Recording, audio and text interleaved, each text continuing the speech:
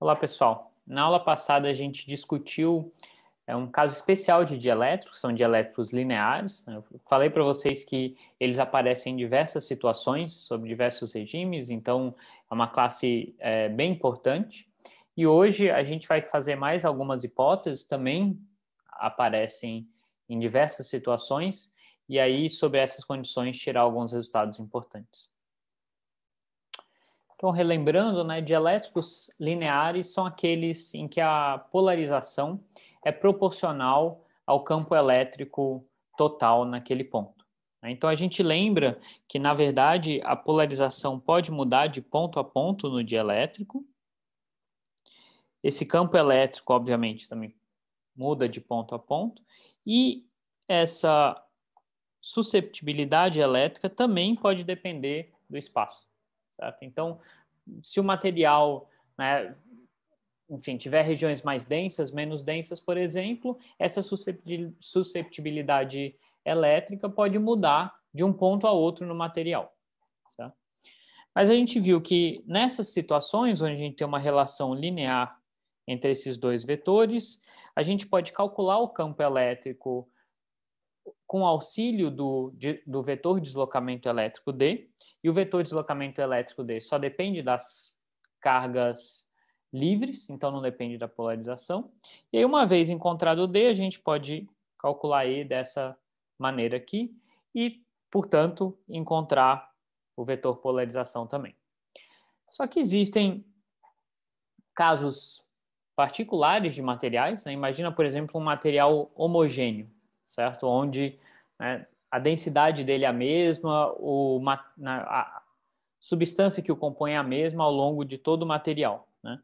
Nesses casos, a gente diz que o dielétrico é homogêneo uniforme, e se de fato ele é totalmente uniforme, essa susceptibilidade elétrica ou a permissividade elétrica tem que ser o mesmo em qualquer ponto do material, né? Não tem porquê, se o material é homogêneo, não tem porquê um ponto ser diferente do outro. E aí, nesse caso, a gente vai simplificar ainda mais os nossos resultados e a gente vai ver que vai ser ainda mais simples calcular o campo elétrico e o potencial elétrico nessas condições. E, de novo, né, isso tem diversas situações em que a gente pode aproximar o nosso material como homogêneo e, portanto, a gente cai nesse caso aqui. Tá? Então, o que a gente tem, né, se o material é homogêneo? Né? Então, sobre essas situações,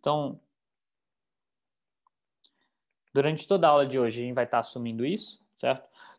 O que significa assumir que o material é homogêneo? Significa que essas grandezas aqui são constantes.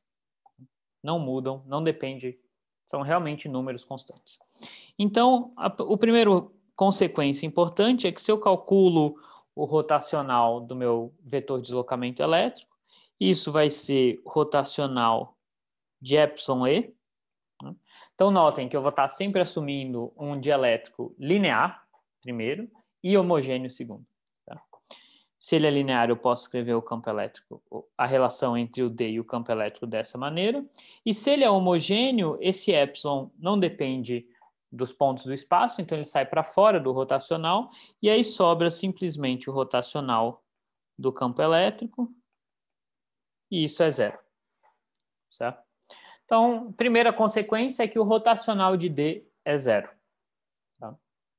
A segunda consequência importante é que se eu calcular, então, a densidade de carga induzida pela polarização, né, a gente lembra que isso daqui é menos divergente do meu vetor polarização, e aí eu posso escrever o meu vetor polarização, né, no caso de um dielétrico linear, como ε0, que é vezes o campo. E aí o campo elétrico eu posso escrever como 1 sobre εd. Então isso aqui vai ser menos divergente de ε0, que é sobre εd.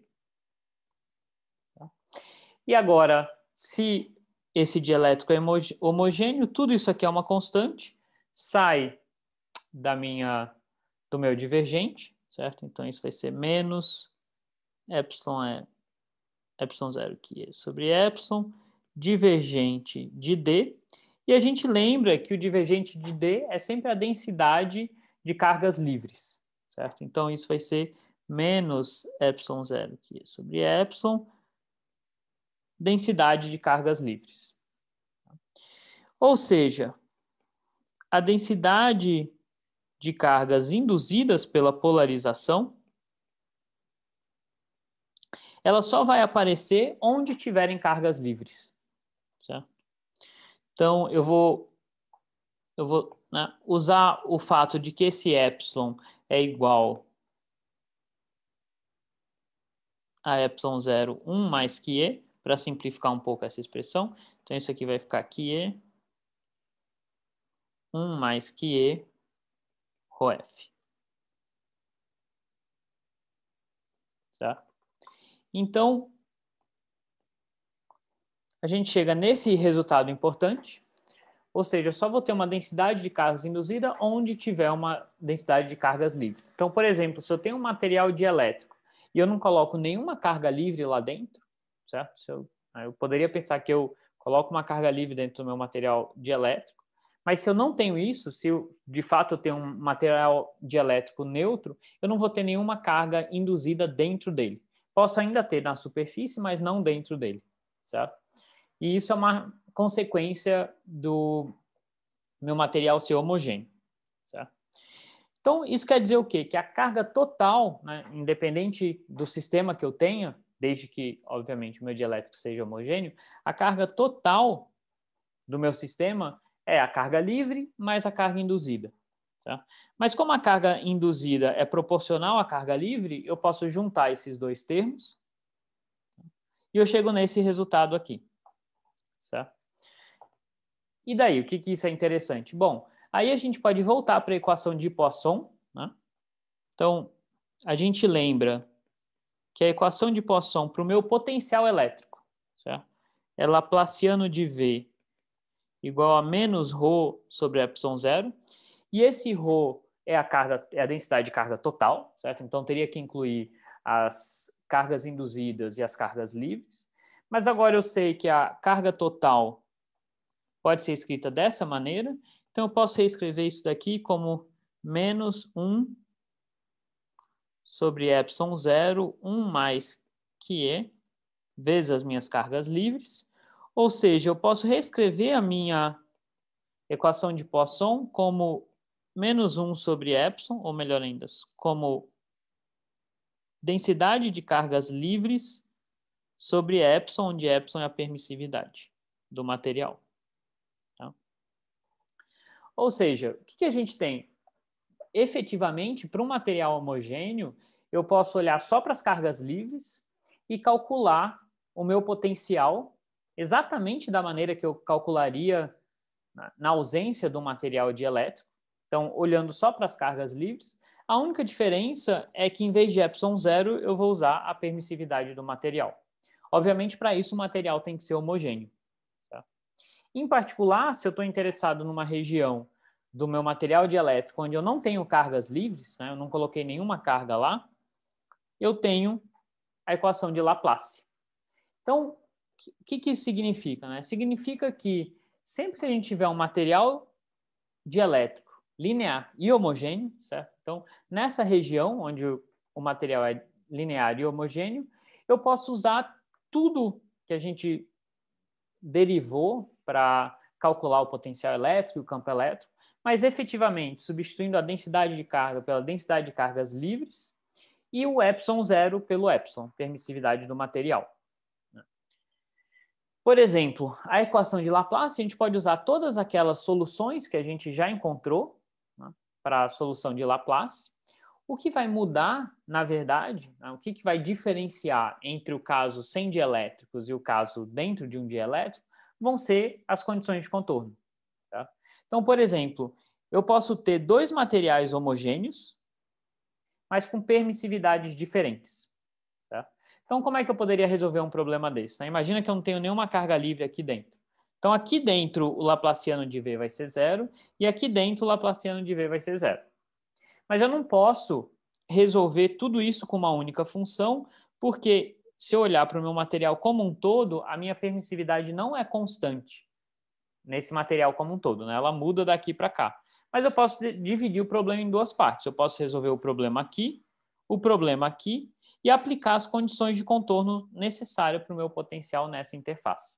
Então, tipicamente, para materiais homogêneos, ou quando a gente tem um material homogêneo e vácuo, ou material homogêneo e um condutor, ou um material homogêneo e outro dielétrico homogêneo, a gente resolve por partes o nosso problema, usando tudo que a gente já conhece para o potencial e para o campo elétrico, só que aí a gente tem que aplicar as condições de contorno adequadas.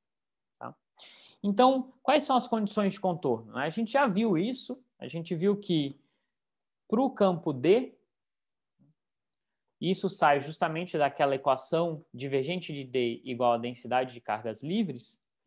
Para o campo D, a gente tem essa condição de contorno numa interface. Certo? Então, imagina que aqui em cima eu tenho uma permissividade epsilon mais, aqui embaixo é epsilon menos, aqui eu tenho o meu campo, o deslocamento elétrico D mais, aqui D menos, e assume que aqui eu tenho um potencial V mais e um potencial V menos.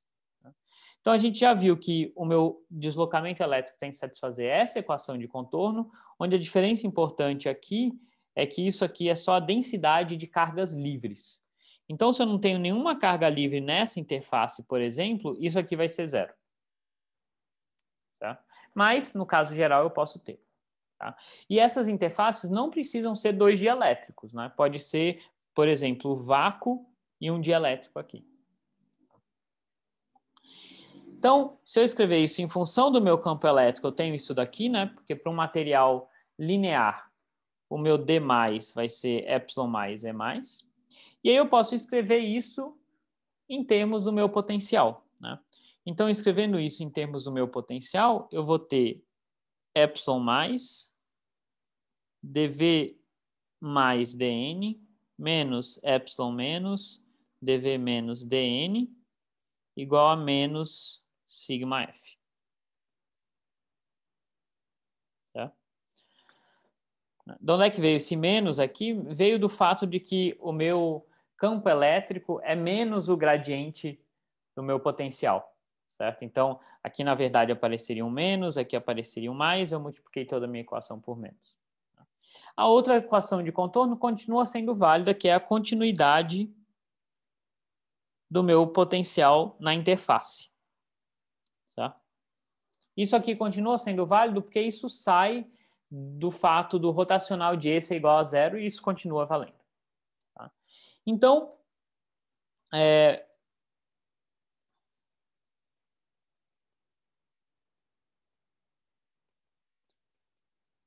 efetivamente, de novo, no caso de materiais lineares e homogêneos, a gente pode usar todo o ferramental matemático que a gente já desenvolveu, tomando cuidado que as condições de contorno agora podem mudar, tá? E que, em vez de olhar para a densidade de carga total, basta eu olhar para a densidade de cargas livres. Tá? Então, vamos discutir alguns exemplos simples só para ver como é que essas coisas funcionam. Tá? Então, o primeiro exemplo é, por exemplo, esse daqui. Imagina que eu tenho um material condutor, que pode ter uma certa espessura, e ele tem uma carga, ele está carregado com uma carga positiva. Eu sei que essa carga vai para a superfície dele, então imagina que essa carga está toda aqui nessa superfície. E aí eu coloco, né, duas camadas de materiais dielétricos diferentes, homogêneos e lineares. Tá? E aí eu quero achar o potencial elétrico e o campo elétrico nessa região do espaço, dentro dos dielétricos. Então, aqui eu não tenho carga livre nenhuma, certo? Dentro dos meus dielétricos. Então, o meu Laplaciano de V vai ser igual a zero. A gente lembra que o Laplaciano de V vai ser igual a cargas livres sobre a permissividade. Tanto aqui quanto aqui eu não tenho cargas livres nenhuma. Então, o Laplaciano de V vai ser igual a zero. Tá? E aí eu vou assumir que esse plano condutor ele é bem grande. Tá?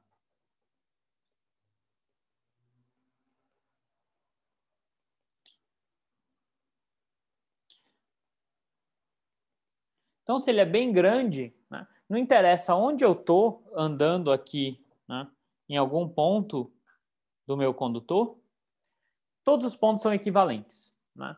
O que isso quer dizer? Que o meu potencial não pode depender de x e y, né? Mesmo que eu ande ao longo de qualquer plano aqui, né, todos os pontos são equivalentes, tá?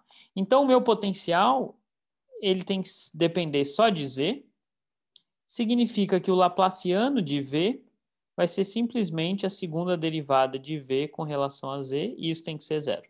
Então, esse é um problema super simples, que na verdade é um problema onde o v só depende de uma variável. E aí, uma função cuja segunda derivada é zero, que só depende de uma variável, é simplesmente uma reta. Então, essa é a solução geral para o meu potencial nessas regiões aqui. Certo? O que falta é, obviamente, a gente impor as condições de contorno. Tá? Então, vamos ver quais são as condições de contorno nesse caso. Tá? Bom, o meu condutor aqui, eu estou assumindo que ele tem uma certa espessura, e a gente lembra que o potencial elétrico é constante dentro desse meu condutor, certo? Então, em qualquer ponto aqui dessa região do espaço, meu potencial vai ser constante. Tá? Ele vai ter que ser contínuo, então eu vou ter que impor continuidade aqui e continuidade aqui. E aí as derivadas dele com relação à normal, à superfície, ou seja, com relação a z, elas vão ter que sofrer descontinuidades de acordo com a densidade de cargas livres. Tá? Então, aqui eu tenho, sim, uma densidade de cargas livres, então ele vai ter que sofrer essa derivada de V com relação a Z, vai ter que sofrer uma descontinuidade aqui. Nessa interface, eu não tenho cargas livres, certo? Então, a derivada não vai sofrer uma descontinuidade aqui. Então, as condições de contorno vão ser as seguintes. Tá? Eu vou chamar de VC o meu potencial dentro do condutor, que é constante, V1 o potencial dentro do primeiro dielétrico e V2 dentro do segundo. Tá? Então, impondo a continuidade do meu potencial nessa interface, que é Z igual a zero, eu tenho essa condição. Em Z igual a D, eu tenho essa condição. E aí eu tenho aquelas descontinuidades das derivadas. Então, na primeira interface, eu tenho o potencial, a derivada do potencial de cima menos a de baixo, calculado em Z igual a zero. Essa diferença tem que ser a densidade de cargas livres, que é sigma zero aqui. Lembrando que essas derivadas estão multiplicadas pelas permissividades dos meios. Então, aqui eu não tenho dielétrico nenhum, é simplesmente ε0, e aqui eu tenho um dielétrico, então é ε1. Na outra interface, eu não tenho cargas livres nenhuma, então essas expressões são iguais. Tá? E aí, né, quais são as soluções gerais que eu tenho para o meu potencial? Bom, no condutor isso vai ser uma constante. Dentro do primeiro dielétrico vai ser uma reta, então eu vou definir constantes A1 e B1.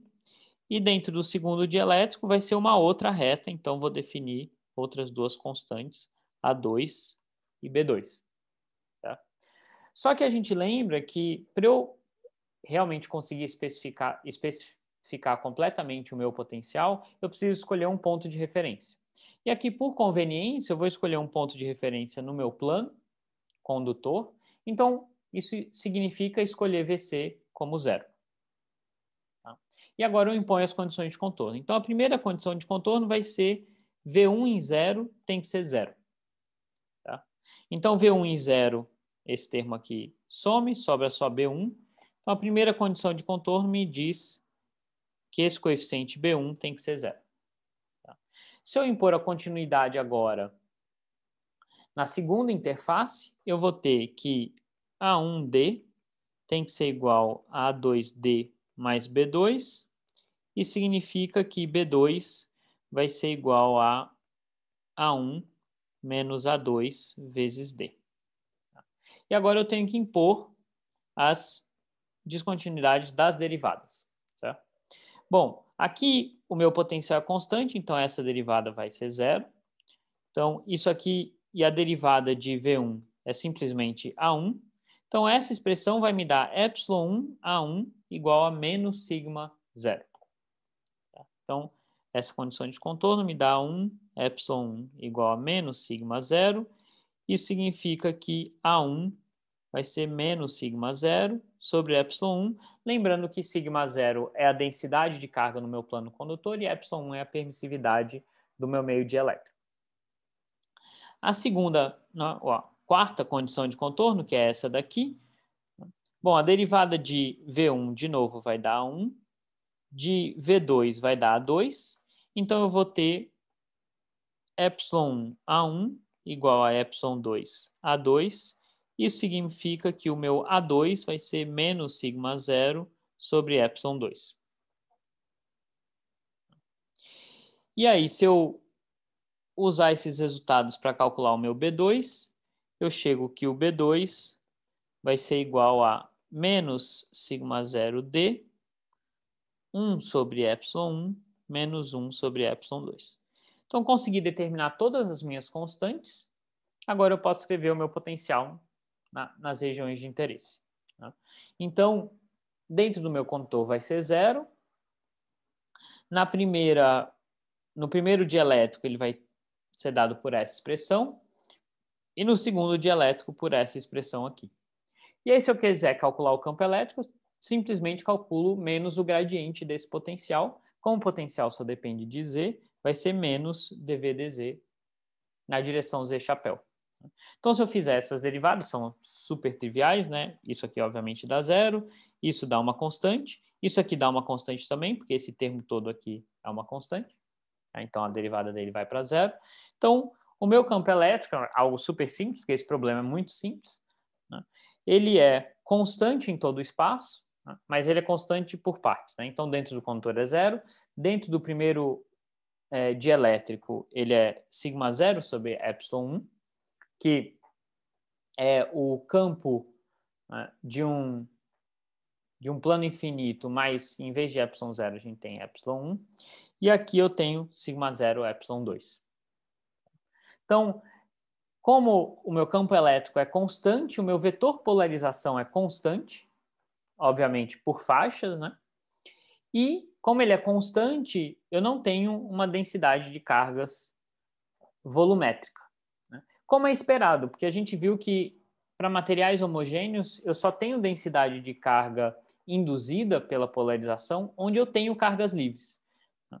Então, nesse caso aqui, eu não tenho densidade de cargas em nenhum lugar, né, de cargas livres dentro do meu dielétrico, então a densidade de carga aqui vai ser zero, e eu só vou ter densidade de carga superficial. Né? Então, eu vou ter uma carga superficial induzida aqui, negativa, uma positiva aqui, para o dielétrico de baixo, para o dielétrico de cima vai ser uma negativa aqui. Tá?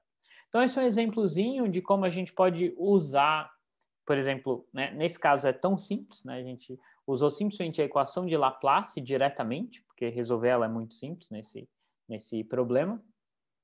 Mas a gente usou a equação de Laplace, a única modificação foram as condições de contorno que tiveram que ser modificadas. E a gente consegue encontrar o potencial. Vamos discutir um outro probleminha também, bem simples, muito parecido com esse. Então, e é um problema importante, porque é o problema de um capacitor onde você preenche com um dielétrico no meio desse capacitor, e aí a gente vai assumir de novo um dielétrico linear e homogêneo, com permissividade epsilon. Tá? Então, novamente, eu vou assumir que essas placas condutoras, elas estão carregadas, a de cima está com uma carga total menos Q, a de baixo com uma carga mais Q. Eu sei que os potenciais nelas têm que ser constantes, porque são condutores. As placas estão afastadas por uma distância D. Eu vou assumir a origem do meu eixo Z aqui, na placa de baixo. E, de novo, eu tenho uma simetria, né, no meu problema. Para qualquer ponto aqui no meu dielétrico, eu vou ter que o laplaciano de V, e V só vai depender de Z. Então, a segunda derivada de V tem que ser zero, porque eu não tenho nenhuma carga livre aqui dentro. Além disso, a gente sabe que o campo elétrico aqui fora e aqui fora é nulo, tá? Porque o campo dessas placas se cancela. Tá? Então, o meu potencial tem que ser constante aqui e aqui. Tá? Então, agora vamos tentar resolver o problema. É muito, muito parecido com o que a gente acabou de resolver, só as condições de contorno que vão mudar um pouquinho. Tá? Então, as condições de contorno que a gente vai ter agora vão ser as seguintes. Bom, Eu vou assumir de novo que o meu potencial na placa de baixo é 0. Tá? Então, usando a continuidade do meu potencial, o potencial do dielétrico, quando ele chega em 0, ele tem que ser nulo também. Então, essa é a condição de contorno que eu escrevi aqui. Para as derivadas do potencial, né, aqui eu tenho uma situação ainda mais simples, porque o meu potencial é constante nessa região e nessa região do espaço. Então, essas derivadas vão sempre dar 0. Então, eu só vou ter as derivadas com relação ao potencial dentro do dielétrico. Tá? Então, eu vou ter, no caso da interface inferior, epsilon dvdz em z igual a 0 tem que ser igual a mais sigma 0, certo? Na verdade, menos sigma 0, que é onde eu tenho a carga positiva, eu tenho um sinal de menos do meu potencial, né, da descontinuidade do meu potencial. E para a interface aqui de cima, eu tenho a derivada do potencial aqui em cima, que é 0, menos a derivada do potencial aqui embaixo, igual a menos a densidade de carga. Mas a densidade de carga aqui é negativa. Então, vai ter um menos com menos que vai dar um mais. Certo? Então, aqui eu vou ter menos epsilon dvdz em z igual a d. E aqui eu tenho menos a densidade de carga, mas a densidade de carga é negativa. Então, é menos sigma 0 dá mais sigma 0. Então, essas são as condições de contorno. E eu sei que VZ, na região do dielétrico, tem que ser de novo uma reta. Certo? Então, vai ser AZ mais B. E agora a gente impõe essas condições de contorno. Né? Na verdade, é muito simples, né? Em 0 tem que ser 0, então, de novo, o meu B vai ter que ser 0, e a derivada tem que ser menos sigma 0 sobre epsilon. Certo? Então, esse A vai ter que ser menos sigma 0 sobre epsilon. Então, esse é o resultado que a gente tem aqui. Certo? E se a gente calcular, né, a diferença desse potencial, né, em módulo, isso vai dar justamente sigma 0d sobre epsilon. Então, a gente está querendo, no final das contas, calcular a capacitância desse capacitor, incluindo o dielétrico agora. Então, a gente calculou a diferença de potencial, porque a gente precisa relacionar isso com a carga total em um dos capacitores, né, que é sigma 0 vezes a área da minha placa. Então, agora a gente já pode determinar a capacitância, né? O meu ΔV, que é sempre definido como número positivo, pode ser escrito então como Ka sobre epsilon d. E aí a minha capacitância, portanto, vai ser epsilon A sobre d,